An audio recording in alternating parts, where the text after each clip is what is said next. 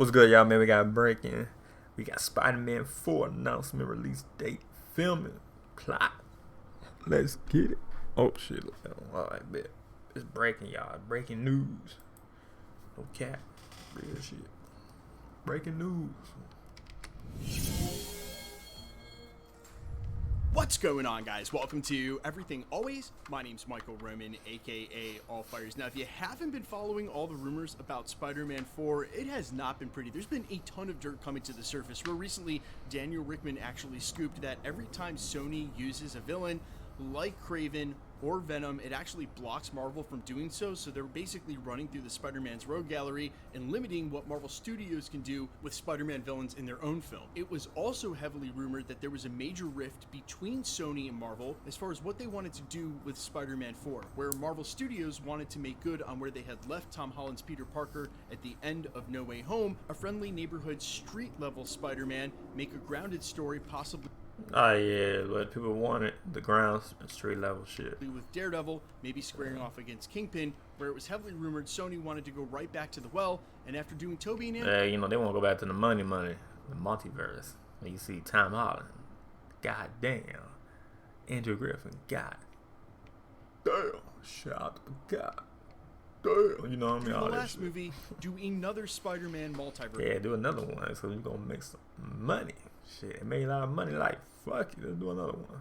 This movie. Well, today we have an enormous update about But nah, bro, it made money, though. Spider-Man 4, when it's supposed to start filming, what the release date's going to look like, and because of when it's coming out, how it's going to impact the plot, and it looks as though Sony won. We're going to break down this latest huge update about Spider-Man 4, but first, if you could grab the subscribe button. We do daily Marvel content at the channel. That's all we do. All you got to do, press the sub button, leave a comment down below. That automatically enters you to win our ongoing PS5 giveaway. If you want, stick around at the end of the video. We get into all the giveaway stuff again there. Okay, so this was the latest breaking from Daniel Richtman. You guys can follow him over on Twitter at RPK News. And as far as he goes, when it comes to Marvel Scoops, guys, he is the most trusted name, the most trusted source in the Marvel Scoop game, even so much so that the Hollywood Reporter and Deadline have been running news stories later in the afternoon off his scoops in the morning. This Oh, shit, they run off his shit? Oh, that's what's up. broke late last night via his Patreon, where he said this about Spider-Man 4, quote, "As expected, Spider-Man 4 will now film next year in 2025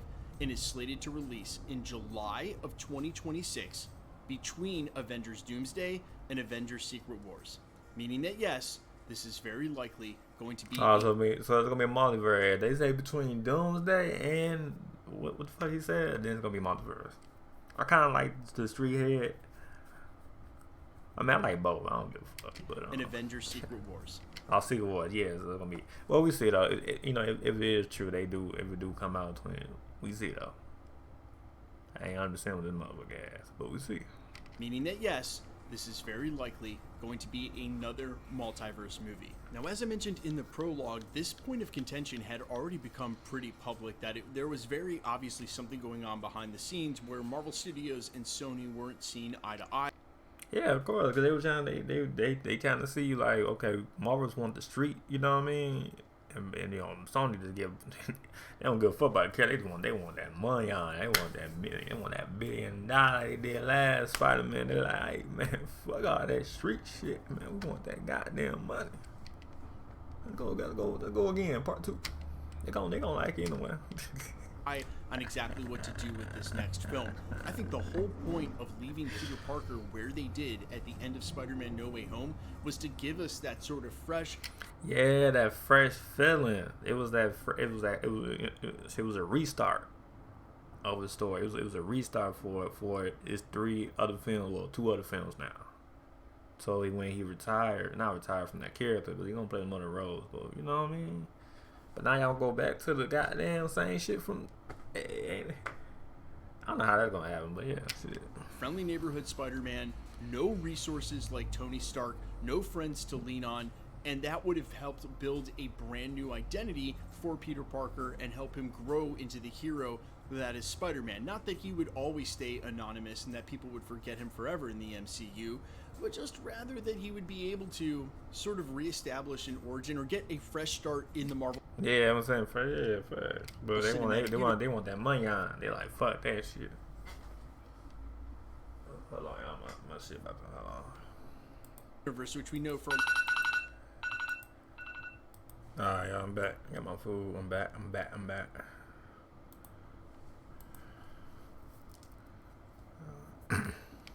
A lot of characters and stories is near impossible unless they do a reboot. But for Spider-Man, for Tom Holland's Peter Parker, that's exactly what had happened, which seems like a miracle to pull off. And yes, there were some plot holes with the spell in No Way Home, but all things considered, they were able to give this character a fresh start, meaning he could forge new relationships on a street level in New York City with, say, like Daredevil. And while there did seem to be some implication of a multiverse story plot with the symbiote getting left over in the 616, we all assumed that was to team up Tom Holland's Spider-Man with that symbiote so that he could adorn the black suit and during Avengers Secret Wars like Spider-Man did in the original 1980s run of the story.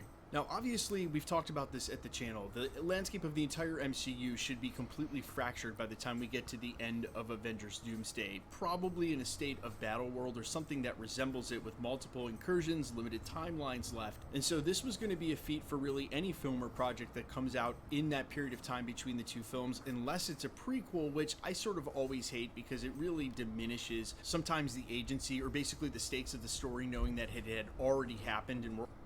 Oh yeah, Prinkle means like before it happens. Yeah, they were talking about doing that, like a Prinkle, like before it happens. This is his, you feel me, type shit.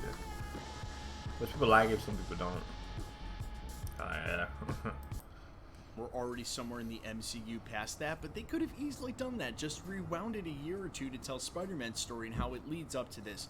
I think very clearly they're not going back to the Tobey and Andrew well. While I do expect to see Tobey and Andrew back as Spider-Man, one or both of them, for Avengers Secret Wars, and I don't think it's impossible we see Tobey Maguire or Andrew, I don't think that will be the main part of the plot where they all team up again and go at it. Instead, I think a lot more likely the case, if this is a multiverse story, and as was the case for the Jonathan Hickman run, they're going to use the multiverse to introduce Miles Morales into live action. I think that's probably ultimately Sony's goal. And while Amy Pascal has said a couple of times in interviews she wants to make several more Tom Holland movies, even another trilogy, before they get to Miles Morales live action, you cannot argue that Sony has been striking out left and right in their Spider-Man-less Spider-Verse, where they have the likes of Morbius and they have the likes of Kraven, but they have no Spider-Man. And so for a Miles Morales film that could canonize that character and maybe even be outside of the contractual obligations, which would give them a Spider-Man to use in their own Spider-Verse, that's obviously what Sony wants. That's obviously what Marvel Studios is trying to avoid. But with Across the Spider-Verse, Into the Spider-Verse, Beyond the Spider-Verse as popular as it is,